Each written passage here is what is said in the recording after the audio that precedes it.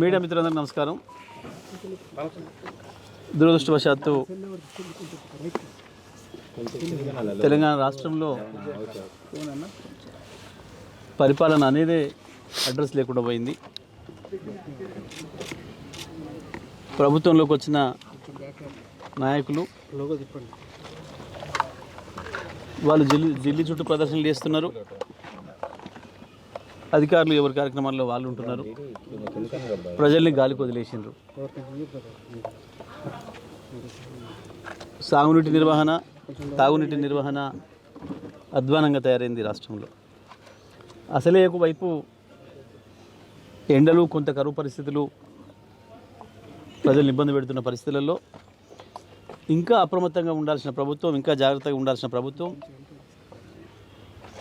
క్షణక్షణం ఏం జరుగుతుంది రాష్ట్రం మొత్తం కూడా సమస్యలు తెలుసుకొని పరిష్కారాలకు ఆదేశాలు ఇవ్వాల్సిన ప్రభుత్వం దురదృష్టవశాత్తు పోయి ఢిల్లీలో ఉంటుంది. ఇది రాష్ట్ర ప్రజలకు పట్టిన దుర్గతి. ఇవాళ మనం నాగార్జున సాగర్లో చూసినాం. వాస్తవానికి నాగార్జున సాగర్కు 2014 ముందు నీళ్ళే లేవు, మంచినీళ్ళే ఇవ్వని దుస్థితి. లక్షల ఎకరాలకు నీళ్ళు ఇచ్చి లక్షలాది కోట్లాది మందికి మంచినీళ్ళు ఇచ్చి బ్రతికిచ్చిన నందికొండ ప్రజలకి మంచినీళ్ళే లేని దుస్థితి ఉండే. మా ప్రభుత్వం వచ్చిన తర్వాత గౌరవ ముఖ్యమంత్రి గారికి నివేదించి నేను స్వయంగా ఇది ఎటు దిక్కులేనిదైంది, అనాథలాగా ఉంది నందికొండ. అది మున్సిపాలిటీ కాదు, గ్రామ పంచాయతీ కాదు, స్థానిక సంస్థలు లేవు, ఆడ ఇబ్బంది అవుతుంది. మనుషులు వారానికి ఒకనాడు కూడా మనుషులు లేని పరిస్థితి ఉంది. దానిపైన వెంటనే మనం చర్యలు తీసుకోవాలంటే ముఖ్యమంత్రి గారి ఆదేశాల మేరకు ఆ రోజు నేను అన్ని శాఖల అధికారులను పిలిచి మాట్లాడి రివ్యూ చేసి మంచినీటి సమస్యను పరిష్కారం చేసినాం. ఆ తర్వాత నందికొండను మున్సిపాలిటీగా చేసినాం, పురపాలక సంఘాలు చేసినాం. గత 10 సంవత్సరాలుగా ప్రజలకు ఎటువంటి ఇబ్బందులు రాలేదు. దురదృష్టం ఇవాళ మనం చూసినాం ఎంత దారుణంగా కోతులు పడి చనిపోతే అది 10 రోజులైందో, 15 రోజులైందో, 20 రోజులైందో కూడా ఎవరికి తెలియదు. స్థానిక యువకులు గుర్తుపట్టి చెప్పేంతవరకు కూడా దానిపైన పర్యవేక్షణ లేదు, నియంత్రణ లేదు, ఏది కూడా లేదు. నేను వెంటనే ప్రభుత్వాన్ని డిమాండ్ చేస్తూ ఉన్నా, జిల్లా యంత్రాంగాన్ని డిమాండ్ చేస్తున్నా. తక్షణమే ఈ ప్రాంతంలో ఉన్న కాలనీలో ఉన్న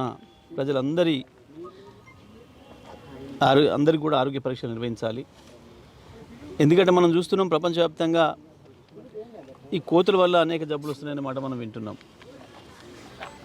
మరి ఏకంగా అవి చనిపోయి దాంట్లో 10 రోజుల్లో మనం చెప్పలేం. ఆ శవాలను బట్టి వాటిని బట్టి ఆ డాక్టర్ నిర్ణయించగలుగుతారేమో.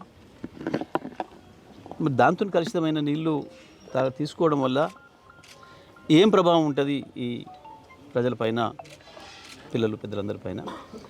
మరి దానికి సంబంధించి ప్రభుత్వపరంగా ఎట్లాంటి చర్యలు తీసుకోవచ్చు, ఎటువంటి పరీక్షలు నిర్వహించాల్సిన అవసరం ఉంటుంది? ఎందుకంటే మనుషులకు ఇతర జంతువుల నుంచి వచ్చే సంక్రమించే వ్యాధులకు సంబంధించి నిపుణులు ఉంటారు.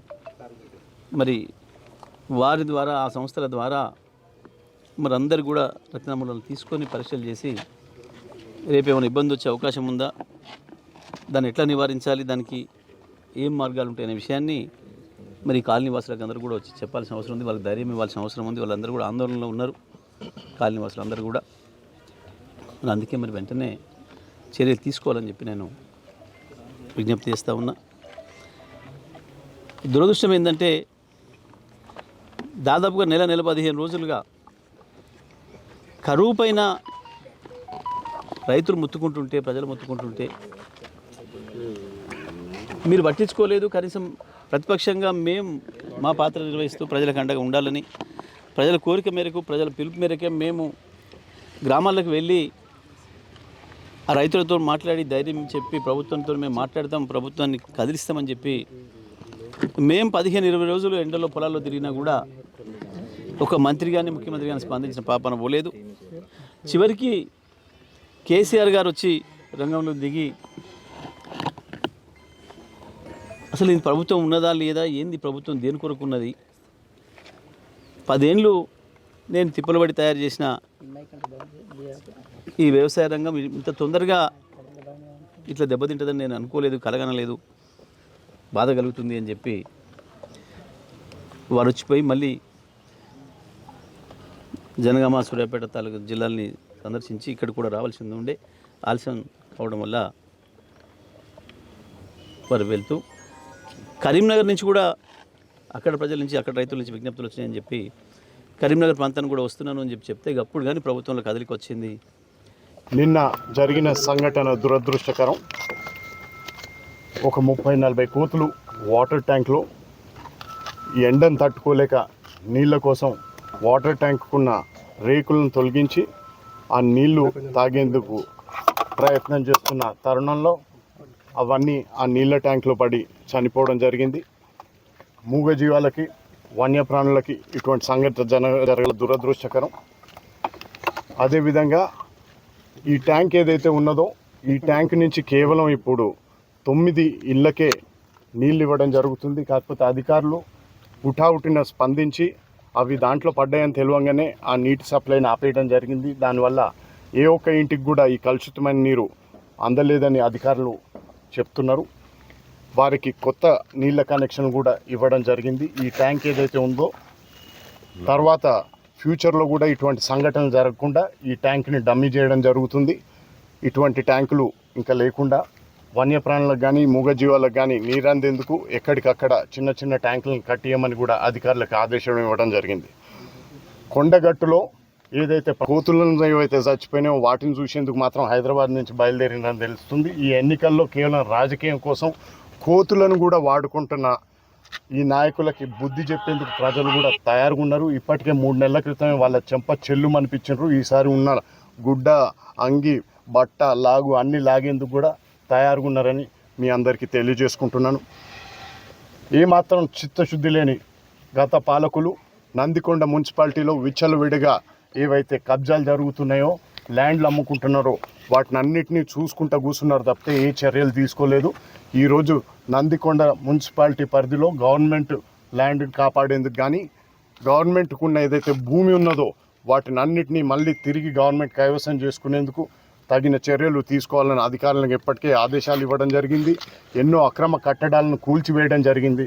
కాంగ్రెస్ ప్రభుత్వంలో నందికొండ మున్సిపాలిటీతో పాటు నాగార్జున సాగర్ నియోజకవర్గం మొత్తం అభివృద్ధి పదంలో నడుస్తుందన్న నమ్మకం నాకుంది. అదేవిధంగా మొన్న ఏదైతే ఇంటిది ఏదైతే ఇష్యూ జరిగిందో ఎమ్మెల్యే గారు దాన్ని డైవర్ట్ చేసేందుకు ఇప్పుడు కోతులను వాడుకుంటున్నారు. ఆ ఇల్లు అన్నది E19 అన్న క్వార్టర్స్ క్లియర్గా ఆధారాలతో పాటు మీకు పేపర్లు చూపెడతాను, మీ ప్రెస్ వాళ్ళందరికీ కూడా అందజేస్తాను. అది ఎమ్మెల్యే గారి క్యాంప్ ఆఫీస్ కింద వారికి ఇవ్వడం జరిగింది.